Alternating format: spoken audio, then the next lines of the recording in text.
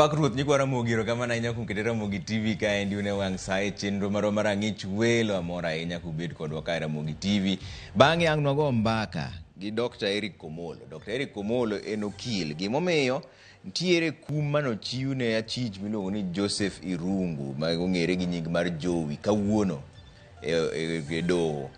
En kum mar nek ma dho ngere luongo ni death sentence.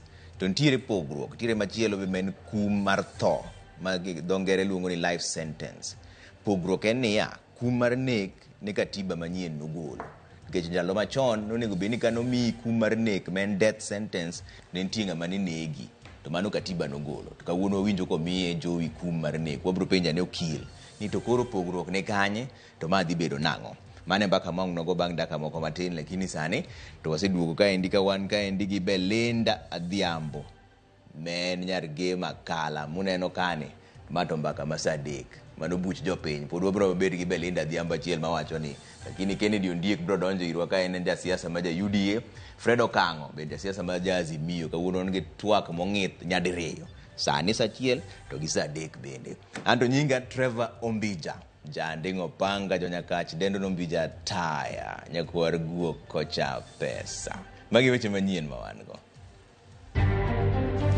Joseph Kuria Irungu alias Jowi shall suffer death. Bang' bura mose yuare kuom higni maok tin ne auchiel gikone Joseph Irungu ong'adne buch tho ewi nek mar nyadendi Monica Kimani. Ka wang' ochopo sa auchiel otieno to dakteche te ma Thurkai bochako ng'anyo margi. And if nothing is done urgently, the health care system is going to collapse. Lakteche oramo ni ok gibidonje tich kiny ka jood bura bende oseyo migawo mar thieth kuom rem winjo lakteche go. Ni decision mane governor otimo koluwore gi chik, koluwore gi katiba kendo koluwore gi Urban Areas and Cities Act. Doho ma Kisumo ong'ado ni board matayo boma ma Kisumo ne ochuogi e tok chik.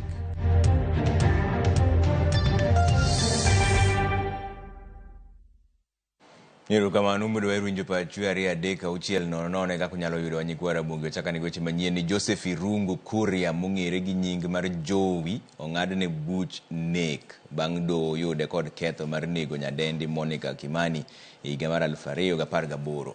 E ng'eto mare jang'ad bura Grace Nzioka noyango ni neno mane opedhe nyim doho no gi okinde Monica Kimani, okinde mag Jowi kod okinde jotim nonro duto notudo Jowi gi nek mar Monica Kimani. Jowi ni kod ndala 14 mar dhi e doho mar apil kendo chwalo ng'ur mare bang'e. To bang'e obro go mbakano gi okil men Dr. Eric Komolo. Lakini kapok ochako go mbakano odhi aneo kendo e doho podi. Jadolo Paul Mackenzie kaachiel kod achije wetene ne ochwalo e doho ma Shanzu e kaunti ma Mombasa kawuono ni kuma ne itudogie gi ketho mag timbe njore. Kwayo mar dwaro ni achijego moromo 95 mondo we thuolo kod bond ne ok otwagie bang' Mackenzie rem chopo e doho e nyim jang'ad bura Lea Juma. Gino mano miyo okil mare Wycliffe Makasembo nodhi e jela mochwo kele e doho. Motelo ne mano Mackenzie ne bodhore e wi gino mokoni en akwede mitimo negi apisas mag jela kowacho ni ne apisago nopoge gi jowetene kendo nogeng'o ne nyaka yo. Jang'ad bura Lea Juma ne ong'ado ni achijego ochwal e doho tarik 26 dweni makoro ibiro chiwe report e wi nonro motimnegi mar yango ka be pachgi ler koso oyo.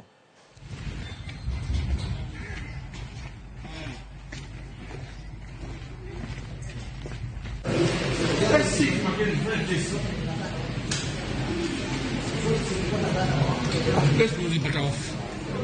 Yeah. Maria, ¿qué es una lesión?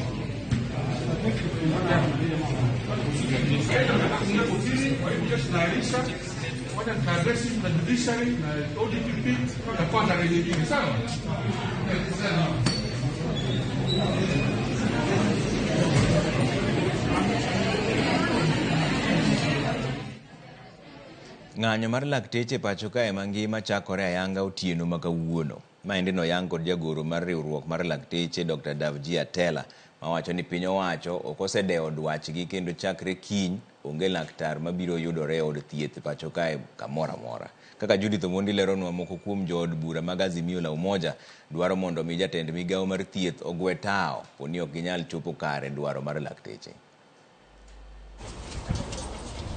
Ndalo abiriyo manyicha riwruok mar lakteche KMPDU ochiwo ne piny owacho orumo kendo ng'anyo kaka oyang kod jagoro maduong' mar KMPDU Daviatella Orlando chakore ayanga otieno makawuono e pacho kama ngima. Wachiwo kendo walando ayanga ni ka wang'o chopo saa 6 otieno to dakteche tema thur kae bochako ng'anyo margi mancha wacho kendo walando notice mar ndalo abiriyo marumo kawuono chuny otieno. To ok en ni wane mwang'anyo, sirikal ema ong'anyo nikech ywak moseketo mbelegi osebedo ywak mosebedo higni abiriyo. And we advise our doctors across the country to begin discharging patients and referring them, because the government has been on strike for the last 7 years, and tonight we will join them fully. Ng'anyo ni mar lakteche osir kod moko kuom jood bura makoni ng'anye manyalo sundo piny owacho. Nataka kuungana na wabunge kuunga mkono sana mgomo wa madaktari na wauguzi ndani ya Kenya. Tunataka kufikiria waziri akiwa mama anafikiria kutafanyika nini usiku wa leo baada ya saa 6 wamama wajawazito washikwe na uchungu wakimbia hospitali, hakuna madaktari. Vitu vya kuchezea, lakini afya ya binadamu sio kitu cha kuchezea. Na ninasema kwa uchungu kama mama, kama kuna mama wote atakaye kufa Migori County akijifungua na kukuhakikishia Ruto, hiyo maiti nitakufikishia State House uizike wewe. Kagikwayo mondo migawo mar thieth owinji ywak lakteche ma osebedo kang'uriare higa mar 2017. And we demand that the government does whatever it is necessary, first and foremost to avert the strike, but more importantly to address the issues that the doctors are raising. We believe that this government has got wrong priorities. It has got its priorities upside down. And if nothing is done urgently, the health care system is going to collapse. Jood bura gikoni poni ok nyal los midhirogo, owinjo jatend migawo mar thieth Susan Nakumicha ogwe tao kendo we tich ne jal mabiro loso sekta mar thieth. We want to call upon the Minister for Health and the Principal Secretary to resign because they don't have what it takes to run this ministry. The minister made a very silly mistake when the leadership of Doctors Union wanted to engage her on dialogue. Instead of meeting the leadership, she opted to call interns themselves to bypass the leadership, which means she lacks what it takes to engage. We are not just politicians. We are health professionals in this assembly. And we are perturbed by the insensitivity of this government in resolving issues. Moko kuom gik ma lakteche gidwani otimnegi en chopo kare singo mar ongirimiti mane obedo bang' ng'anyo ma higa 2017 kaachiel gi chwalo e ute thieth lakteche ma jopuonjre. Judith Omondi, RamogiTV. Od bura ma Kisii ochwalo joneno mage e nyim od bura mar Senate e bura mar kiro ko jalup gavana ma kaunti no Dr. Robert Monda. Jalup gavana no itudo gi mibadhi e kaunti no kendo momiyo od bura nyocho kao kang' mar gole oko e apisi. Jafwambo marwa Chris Owino miwa ler mar wachni.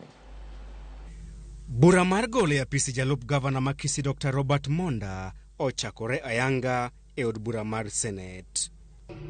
As you lead your witness in evidence, through evidence in chief, if you're referring to any document, be specific which volume and contained in which page. Okil kamaloka mag County Assembly ma Kisii opedho neno mag thicho oko Dr. Monda kuom tiyo marach kod apisi mare, ketho chik, kaachiel kod koso bidhruok e apisi. County ma Kisii okelo achiel kuom joneno magi ma Dr. Monda wachore ne okwayo asoya mar omenda maromo 1,800 mar konyo yudo tich e bad migawo mar PA County no. What position were you interested in at the county government of Kisii? I applied for the position of the commercial manager. Commercial manager? Yes. Did you have the qualifications for that position? Yes, I did. What is your professional background? I am a graduate with Bachelor's of Commerce, accounting major. Dennis Mokaya olero ne od bura mar Senate kaka Dr. Monda ne osingo mar konyo yudo lemo makamano tok yie chwado dhoge bor mar shillings 800,000. When I was called for an interview, when I went home, it's when I got to know the whole deal that the deputy governor will just help us secure the vacancy. Okay. How was the deputy governor supposed to help in securing the job vacancy? I was informed that the deputy governor is in good terms with the management and the CEO of the Pussy Water and Sanitation Company, so it will be easier for any assistance. Any assistance? Yes. Mokaya ma en ja ohala mar saloon ne ouso saloon mare e nengo mar shillings 500,000 kata odoko ni jaode ne okorwako paro makamano e geno mar yudo tich kendo loko ngimagi. At the time of visiting, we were aware it will demand some amount. So on agreeing on the amount that we will submit, we had raised the money earlier before. I was operating a salon at Ruai. So after the interview, we were sure it was a guarantee that the deputy governor, being in his position, he was able to get us the job. So I and my wife, we sold the salon, which we are operating at Ruai. We sold the salon to Peter Mugai at the sum of 500,000 shillings. Kata kamano, Dr. Monda wachore ne obwogo ngima mar Dennis Mokaya bang' fwenyo ne ochano chwalo bura makamano ne duol mochung'ne kedo kod mibadhi e pacho kae EACC to koso miyo Mokaya tich.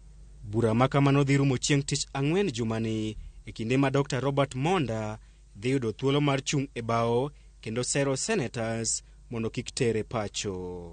Jalup Governor Makisi Dr. Robert Monda dhi ng'iyo chal mare chieng' tich ang'wen e kinde ma senators dhi goyo ombulu e wi paro mar gole oko apisi, paro ma ochwal kod County Assembly Makisi.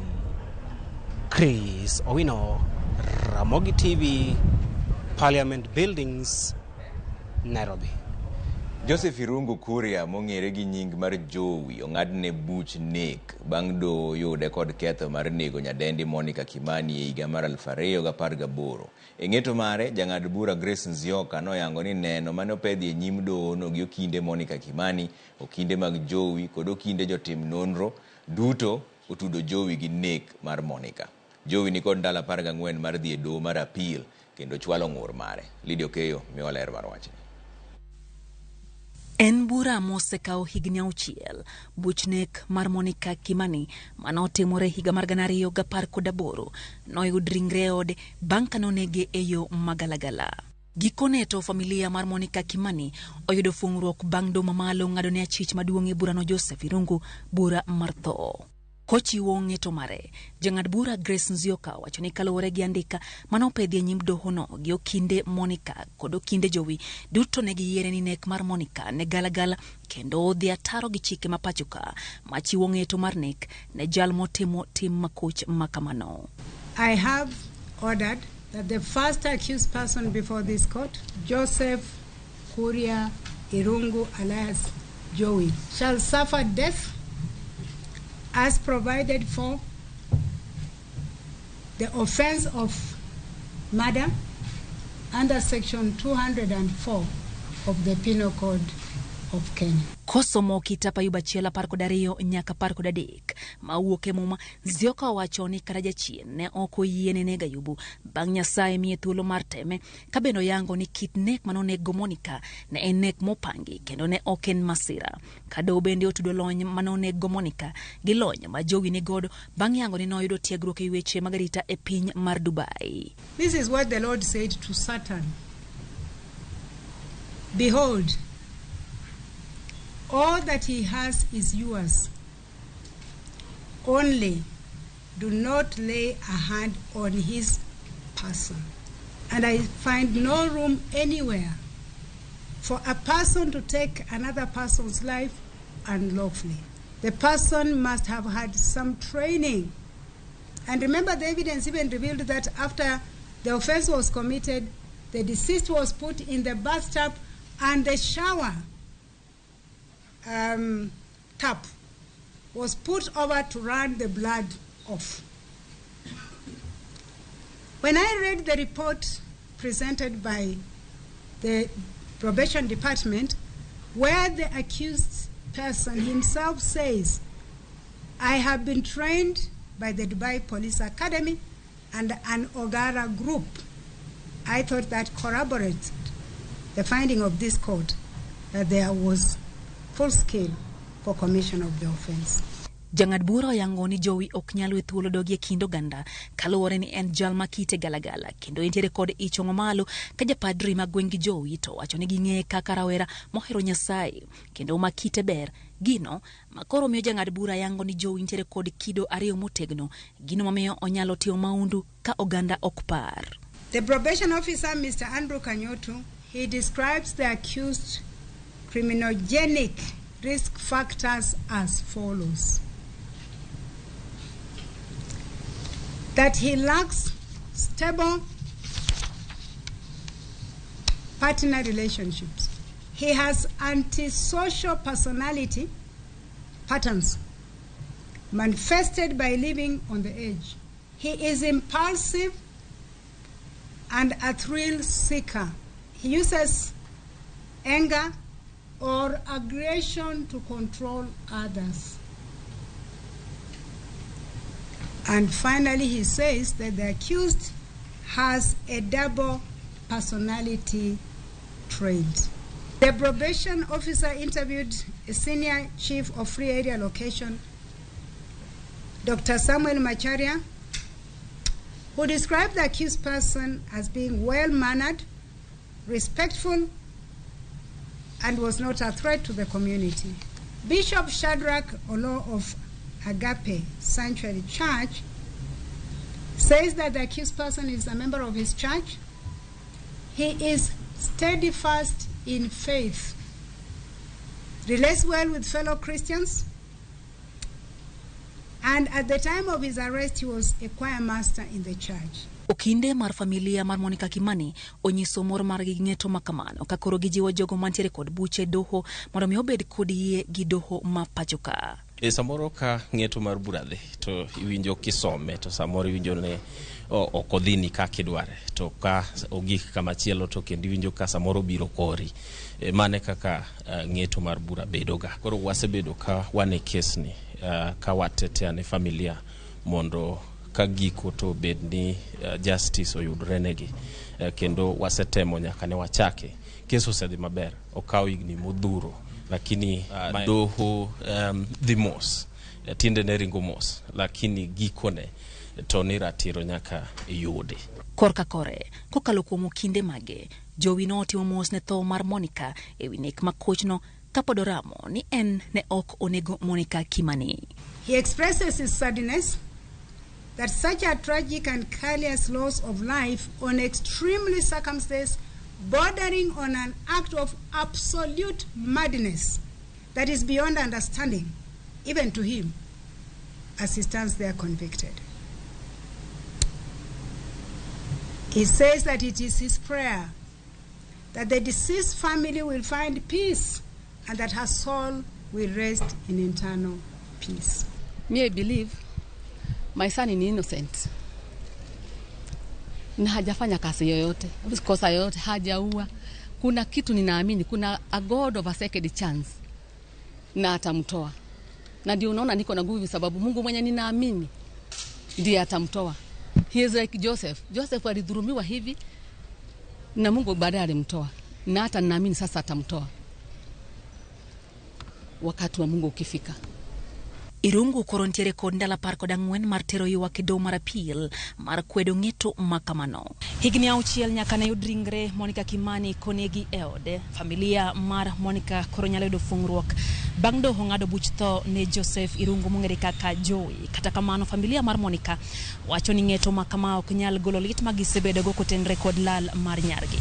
Lydia Okeyo, RamogiTV, Nairobi.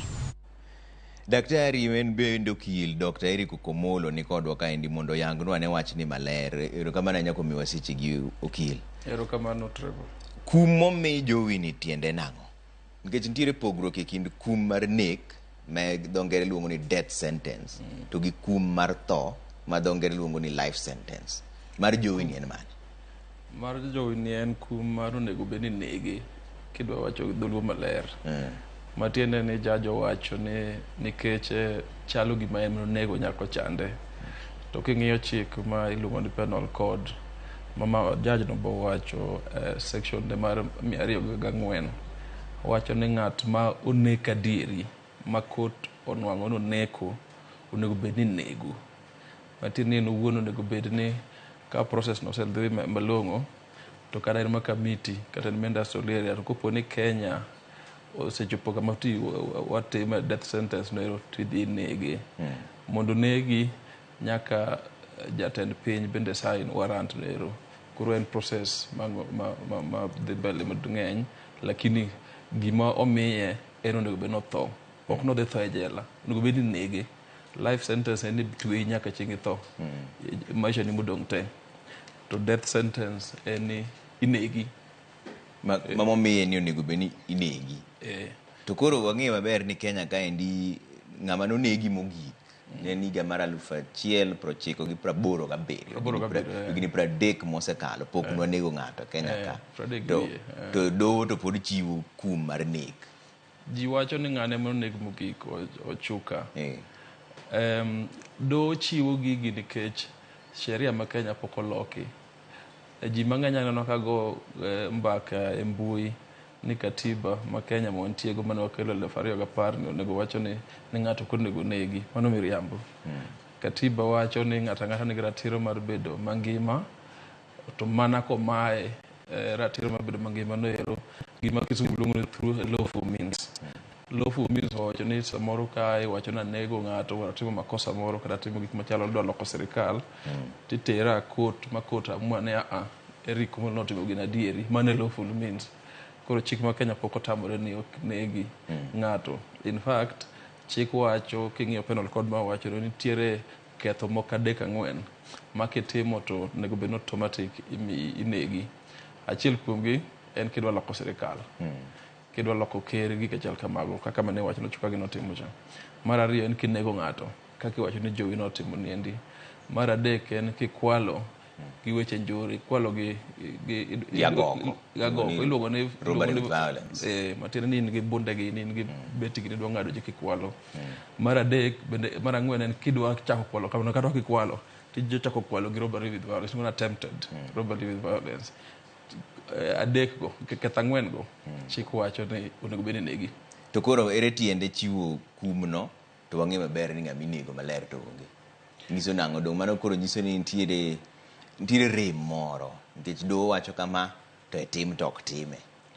We watigi mfano ma jowi kijana ma kes ne wuok kawuono ni. Kopo ni odhi nyaka court of appeal modhi nyaka Supreme Court mawach ni onege matiende ni court of appeal death sentence ne. To gima mono president sign warrant gima mono Ruto sign warrant mondo nege onge. Gima timore ni polisi molokore campaign mosetimore e piny mangima ni nego ji death sentence ni samoro en inhumane ok en gima ber nikech ka ng'ato koso kocho nyaka nege nitie yo minyalo kume go maloyo neg. Koro nitiere movement ma nitiere piny mangima mondo kik neg ji to nitiere pinje mang'eny pod nego ji. Achiel kuom gima ng'eyo yot en America nego ji pile. In fact ginego ji gi ichwe sandan iluongo ni lethal injection. Chon to ni nego ji kitweyi idei gima chal kamano to gi stima tipo gin gi stima Kenya ka ok ang'e wan gi go ero. Koro kata kinego ng'ato to onego bed ni nege no sandore kotho onego bed no tho piyo iwinjo. To gima mono ker ma Kenya kaendi gima mono Kenya nego ng'ato onge en mana ni wan part of international community and mano chuno ni samoro gik makoro inhumane go onego bed ni itimo. Omi jowi ndalo 14 mar mako apil. Apil ni nyalo wuok nang'o? Apil duoko mage manyalo wuok e apil neni? Mana inyalo duok kum neno chien ni koro ken nek koro en twech mochwere koso inyalo wach kata ni doho nokoyudo kare omiyo koro weye. Gima timore ni ng'eny cases madhi e court samoro amora ma oyombi ng'ata moyombi to niga gi standard 14 mar appeal. Koro jowi nyalo amua ni odwa appeal mana kumne mar thono, onyalo amua ni odwa appeal nwang'o ni noneko no, the murder miwacho notimo no ero. Koro en gi thuolo mar appeal gik moko ariyogo. Mokwongo mondo odwoki ogole wach no inege ni endi ato bed gi kuma bet tin. Mar ariyo en ni be noneko adieri. Koro aparo ni gima ji timo mang'eny en nodhi appeal gigo te.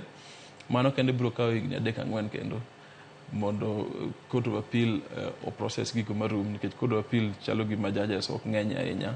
Adma nyaka bed judges 3 mabedo piny e court of appeal mawinje weche mang'eny.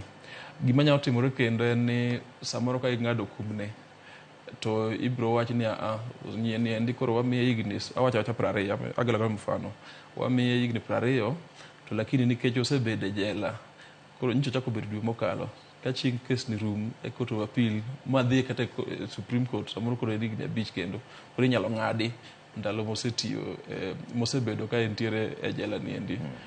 Koro samoro inyalo miye ndalo matin, samoro be inyalo wacho ni ni neko to sheria wacho ni kineko to wakumi. To nitiere gimoro e Supreme Court miluongo ni kes mar Muru Atetu mane Supreme Court osewacho wuon judges meno sani giendi ni kum mar nego ng'ato ber. Koro nego bed ni judges bedo gi discretion ni kar miyo ng'ato kum mar neko mar nege to iwacho ni afadhali koro wakutwet kata higni 30 kata higni 50, nikech ka ng'ato nigi higni 30 sani jowi nigi 33 kichaki kum higni 40 ok ochiko 70 gi wiye onge gima biro duogo timo oko kama lich. Koro samoro ing'iye kamano. To koro ng'eny ji kaka okil ka koro watieko joma okum mar nek ma en death sentence gi dho ngere gin itimonegi ga nang'o? Koro gin gibet abeta e jela kanyo girito nikech koro ng'ama ok odhi appeal osewach ni doho wacho ni okum ni mar nek death sentence koro ni bet abeta. Ke in gosiepe matie prison services giwacho ni kuondego jok ma ng'ad ni dhi negi ikete section miluongo ni condemned, yani en orito thone no nyaka chieng' ma sirikal amua ni koro idwa neg-gi.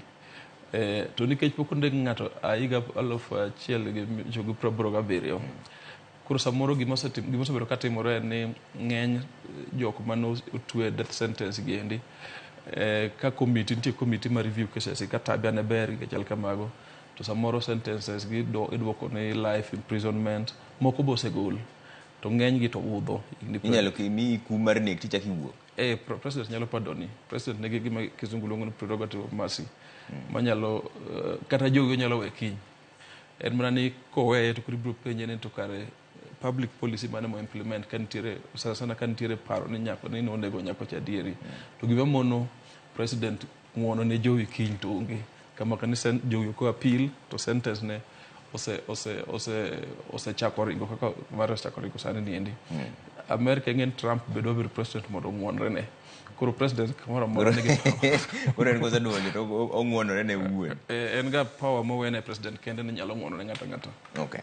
Ero kamano ahinya Dr. Eric Omolo en okil wacho ni kum mar nek to ni mana tie en mana ni ng'ama nosenegi to onge chakre higa 30 mokalo higa mar 1987 chieng' mano nege ng'ato mogik.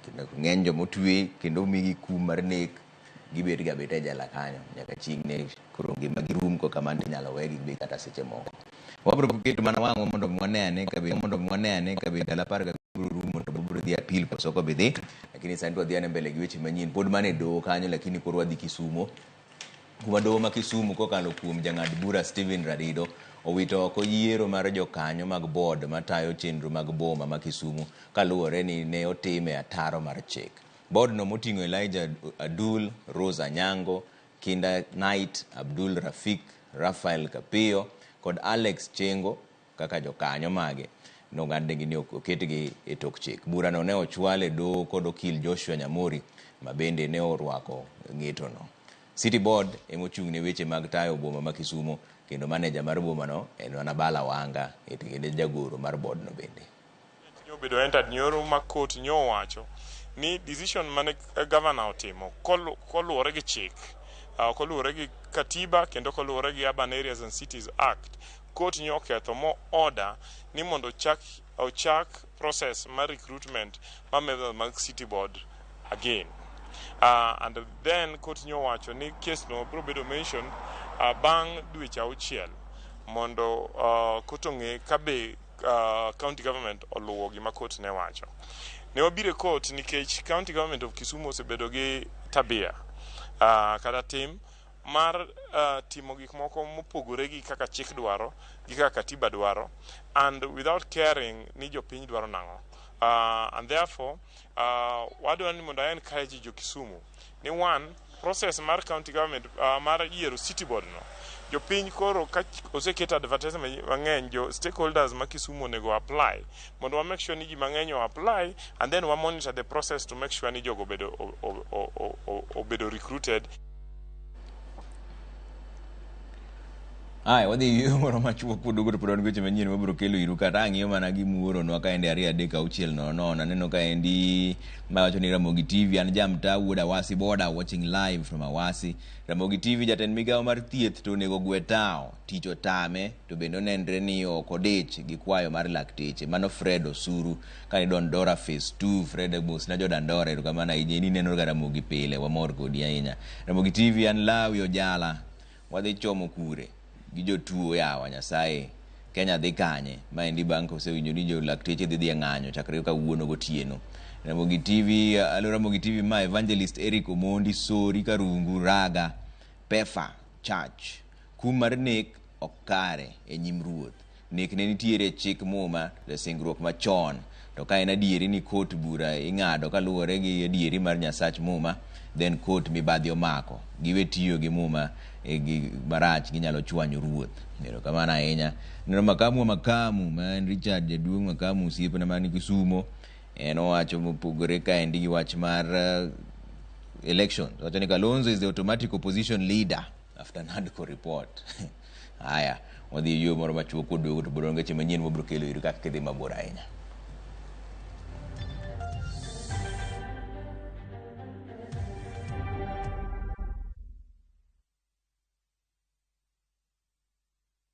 Fellow Kenyans, I come to you from the National Council of Churches of Kenya with a program that ensures that less fortunate children who did their last KCPE and are still at home secure their position in education institutions. When you send the word Elimu to 29888, you will secure education opportunity and sponsor a child, and this will make an impact.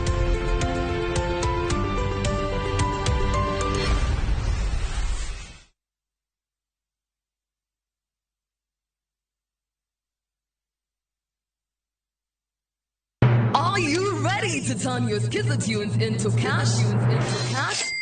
Dial *487*3#. Choose your favorite Skizza-tune, confirm, and enter to win big. 50K daily, 100K monthly, and the grand draw of 1 million Kenya shillings. Each time you download Skizza-tune, you support our local talent as you increase your chances of winning big. All SMS alerts are from Skizza Citizen, and lucky winners will be contacted from 0709 767 000. Skizza Tune, Skizza Chapa. Terms and conditions apply.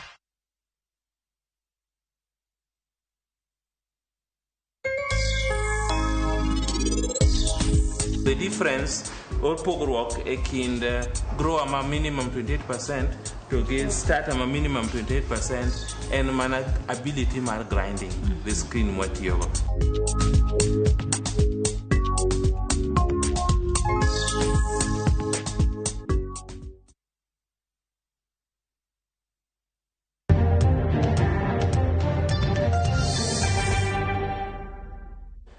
Ero kamano nyikwa Ramogi kuom keto RamogiTV ka wadhi mbele gi weche manyien ni piny owacho geto chiwo nede mag suna maromo 889,283 ne oganda maromo 1.6 e kaunti ma Migori.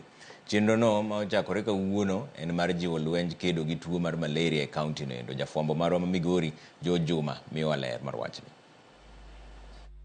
Kaunti ma Migori en achiel kuom counties mayudore e alwora mar Nam Lolwe ma kwanjo bende koro pod yudo tuono mar malaria pod nitie malo kod lipot mogol kod migawo mar thieth.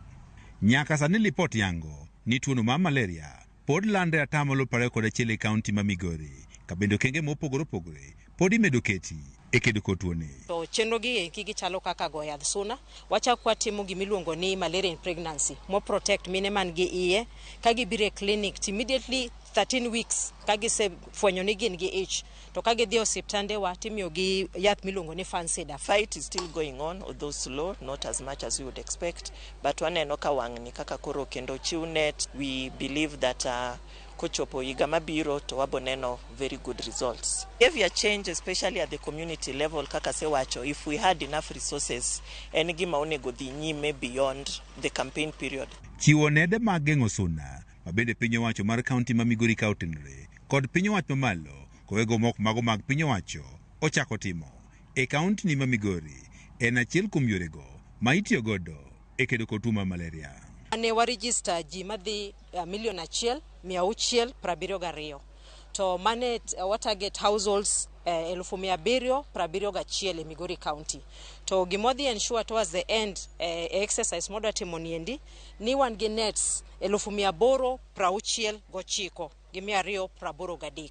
Apisa ma ochung' ne chenrogo ma kedo kod malaria e kaunti ma Migori France Ngere wacho ni tiyo kod net en achiel kuom yorego madongo ma bende nyaka sani koro konyo e geng'o landruok mar tuono mar malaria. Wapuonjo jopiny ni net okan ne welo mokwongo gin familia gi magidakgo, and net because imiyo ji teo community wa expect ni in any household, nikech wawuoye household kama ji ninde kendo chiemo, onego bed ni nyithindo te even above 14 years maninde simba, onego bed ni jonyuol ensure ni gininde nets. Koro gimotemo puonjo jopiny ni misuse of nets, it is not allowed. Migori County one in the process of coming up with a law ma bro once it goes through to jokma misuse nets for the purposes they were not intended for, ibro kaune gi atua. Kata bed ni tuo ma malaria pod ni male kaunti ma Migori, lipot yango ni tuo ni osedok piny ka wuok 27% e higa mar 2015 nyaka 21% e higa mar 2024.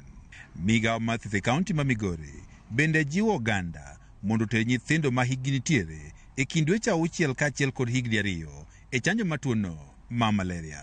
Gimiluongo ni malaria vaccine. Malaria vaccine wachako 2019 in Nyatike and Awendo, but so far wasi scale up mwachopo 6 sub-counties. Here we are targeting about 49,000 children. Riwruoge mok mago mag piny owacho ma osebede okang' manyime e kedo kod tuono ma malaria pacho kae okono piny owacho mag kaunti mondo koro ket budget malong'o mar kedo kod tuono ma malaria. Gaps ma pod waneno kaka sewacho en reduced resources from donor fatigue. Koro ne wanyala kwayo ni county be koro wane kaka wanyalo tiyo kodgi machiegni mondo giallocate more resources in the fight against malaria. Tuo mar malaria achiel kuom tuoche madongo 10 e piny Kenya makoro kawo ngima oganda mathoth ka oganda med jiwo mondo koro ti kod net kod yore mamoko mar kedo kod tuoni. George Juma, Ramogi TV, Migori.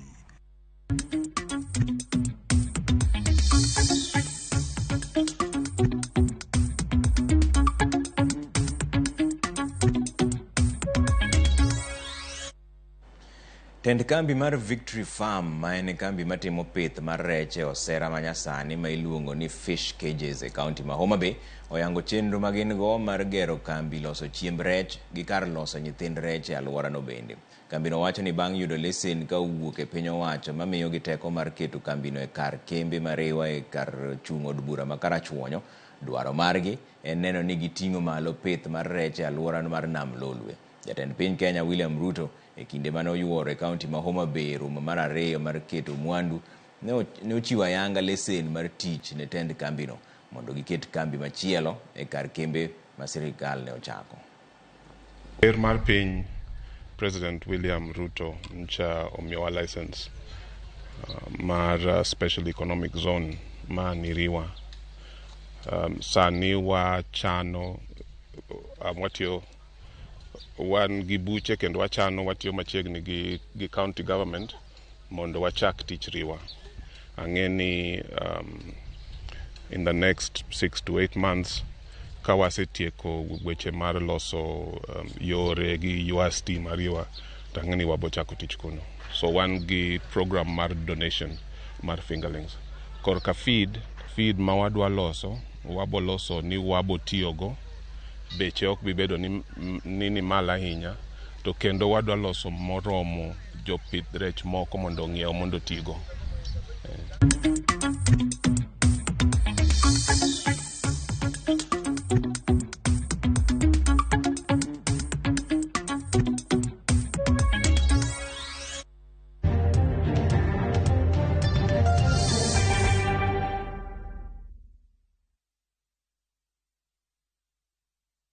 Ang'o maketo skul mipuonje weche mag thieth kod science bedo maber?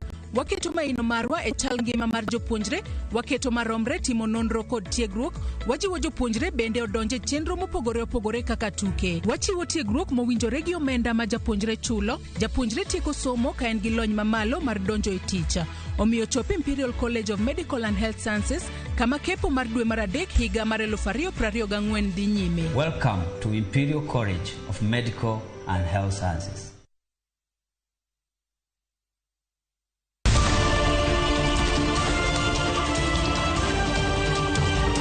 Piny koru to rugi mage. Weche manyien.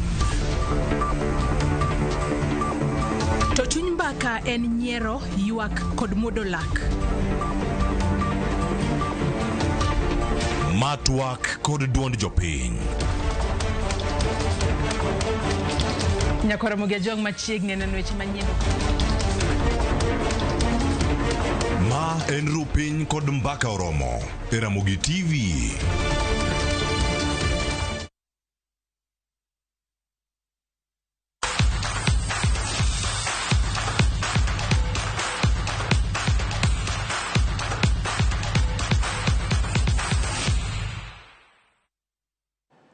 Tim mar Moranga Seal manie lig maduong' mar FKF oramo ni Hussein Mohamed emadhi chung' negi e romo maduong' ma higa ka higa mar FKF. Maendi en kata kobedo ni FKF nondiko ne Seal ka wachonegi ni Hussein ok nyal bedo jachung' margi ni mar ok en apis mar club no. Moranga Seal oramo ne FKF ok onego donjre yiero margi mar jochung'.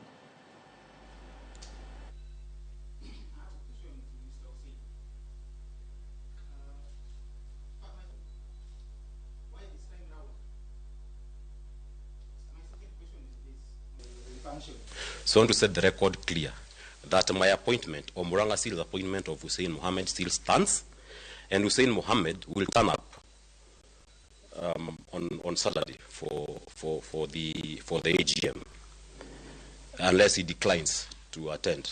But as far as I am concerned, he is our delegate for the meeting, and no one is going to change that. It is definitely not lost to us that my presence and my football activities recently have sent jitters and worrying some. But that is digressing. I've not declared I'm running for any seat anywhere, and I can challenge anybody to show me where I've declared I'm running for anything. But however, regardless of what the political environment is like, it does not entitle anybody to sort of intimidate, coerce, blackmail, threaten any of us. Tuke mag Safaricom chapa dimba ma Nairobi nochako gayanga kawuono pau tuke ma Jakaranda. Motelo ne chak tuke go cheng Safaricom biro konyo Uganda e yore mopogore opogore mag duoko lwedo mong'ere. Tugo mokwongo dhi bedo giko dirani e alap manyien mar Dandora Stadium chieng' ngeso. Moko kuom tije ma Uganda ma Safaricom dhi chiwo gin kachiel gi tiego jopiny yore makare mag tiyo gi omenda ka kambi mar okumba mar Britam bende siro chenro makamano. Chapa Dimba Regionals Finals for Nairobi. This has been a journey for us so that we can be able to, have youth and youth showcase their talent in the football. First of all, we're going to have this tournament being held in Dandora. And the reason why we chose Dandora is because this is where we believe the youth and many of the youth sitting. As the federation, I think we want to thank Safaricom for the good gesture, bringing the tournament down to the grassroots, keeping in mind the impact that it has brought for the past few years. And for this edition, I think Safaricom has garnered more in terms of talent. Team mar FC Leopards ochaka yanga chenro mopogore kaka tiyo ne jopiny kachiel gi bago nyasi mong'ere kaka Ingwe Night e thuolo ni ma timno orwako higa 60 nyaka ne chake. Timno bende biro bedo gi tugo mar osiepe kindgi kod Ramasa FC mar Spain, tugo ma bende biro luwo mana mar jotugo machon mag Leopards kod Gor Mahia.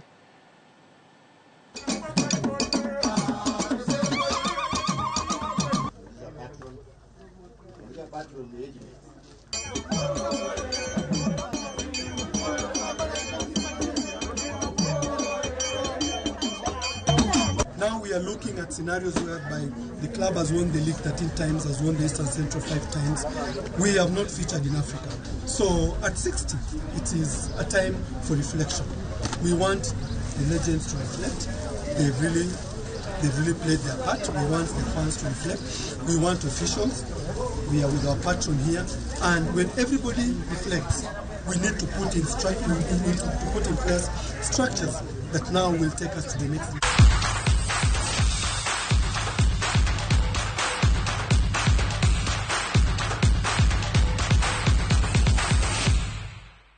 Bas mane kama we chenro moro mar ang'ich welo ka wan gi Belinda Dhiambo nyar gema kala ka Nyasaye oyie to biro duogo kendo saa 3 mondo watwag kamoro achiel. Kamano anto nyinga Trevor Ombija, janding'o panga janyakach dendo Ombija taya nyakwar guok kocha pesa. Wanere bang'e.